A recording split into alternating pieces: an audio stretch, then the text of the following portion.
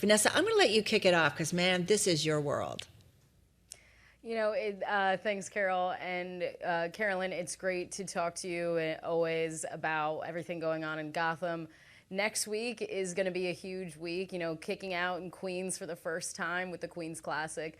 Almost 40,000 tickets have been sold already. 70% of those is first-time purchasers, which is I'm really interested to hear your take on why you think that is. Is it because of all the excitement of the World Cup? Is it because the World Cup finals in the market a couple of days later? Is it New York versus New Jersey? What is it for you, Carolyn, do you think? Yes, well, it's so good to talk to you again. I really appreciate you having me on the show.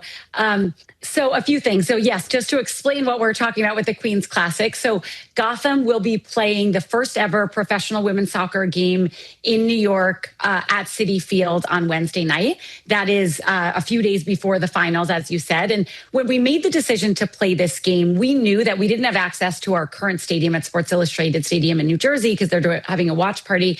But we said, the World Cup is coming to New York. Everyone, all eyes are on soccer right now. We want to be a part of it. We want to lean in. And so we created the first ever Queens Classic. This will be our first time playing there. And as you said, the excitement, the momentum around it has been tremendous. So just to put so right now, as of this morning, we're at 38,000 seats sold. We set out to break the New York women's sports record, which is 28,000. So we are on track to beat that. And just to put those numbers in perspective, our average attendance when we came in as new owners 2.5 years ago was about 4,000. So to get a stadium almost full, hopefully sold out by Wednesday, full of 38, 42,000 people all watching a women's professional soccer game it's really part of the vision that we set out to from the beginning, but it's a bit of a pinch me moment when it happens. Carolyn, we've talked a lot about how, having the World Cup in this market, how do you capitalize on all the attention that's happening on soccer? Sounds like you're kind of doing that with the Queens Classic already, but how do you take those first-time purchasers and turn them into lifelong fans? Yeah, absolutely. I think that is the goal of every team, every league. That is really our duty, is to take these national, global moments like a World Cup every few years and turn them into lifelong fandom. The Queens Classic is certainly part of it. But I'd say it's just the beginning. I think, as you said, 70% of the people that are coming to the Queens Classic are first-time buyers. So now it is on us to bring them to, first of all, show them a great product, show them a great experience. So both the players on the field and the fan experience around it, and then bring them into the fold, have them understand, you don't have to wait another 4 years to see World Cup soccer. We have many players on our team that are World Cup winners and World Cup competitors every few years. So that's really on us as team owners and league stewards to then bring that fandom back into the teams and leagues. A lot of World Cup winners on your team, Carolyn.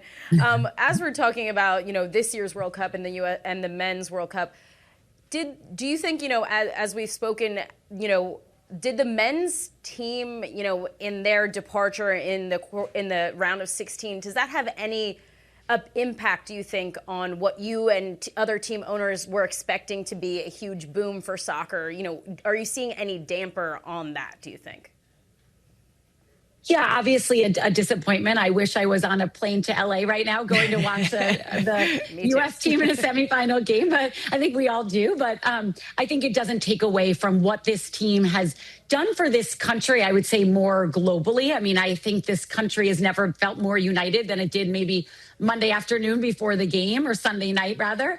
And so I think this, I think the team overall really brought this country together in a really special way. But when I think about it from a soccer perspective, people are continuing to watch. I mean, you saw the Mexico-England numbers, which was, separate from the U.S. game. So again, I think the World Cup is bringing in these moments of, bring in a casual fan. And then we then as team owners need to convert that into our fandom. But I don't think that changes with the U.S. out of it. Hey, Carolyn, this is Carol here. I wanted to jump in. We announced in the lead about your guys' plans to play home matches at New York City's football club's new stadium. Why is it right to make this move, play in Queens starting in 2028? And I'm curious how it might, in your view, kind of expect it to maybe improve the business. Yeah. So when we came in as new owners, really just 2.5 years ago, there was really a question of if this league was going to survive, if a women's professional soccer team could exist. Now the conversation is so different. Now the conversation is, what is the best possible venue for this team that has very large ambitions? Where is the best possible place for this team to play? And our decision was to move it to New York and play in Etihad Stadium, which will be truly a world-class venue.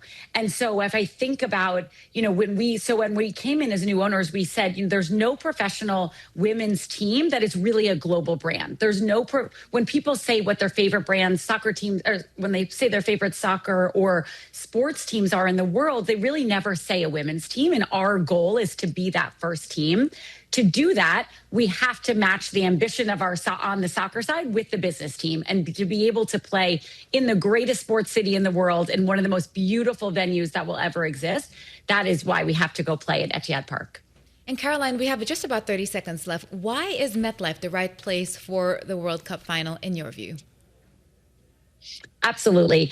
We are so excited to be hosting the World Cup final next weekend. As I said, New York is the best sports city in the world. We will have, obviously, people will be coming from around the world to experience it, but they will get to experience every culture, every different restaurant, every different kind of all the creative options there are to do in New York. And I think you can only do that in New York.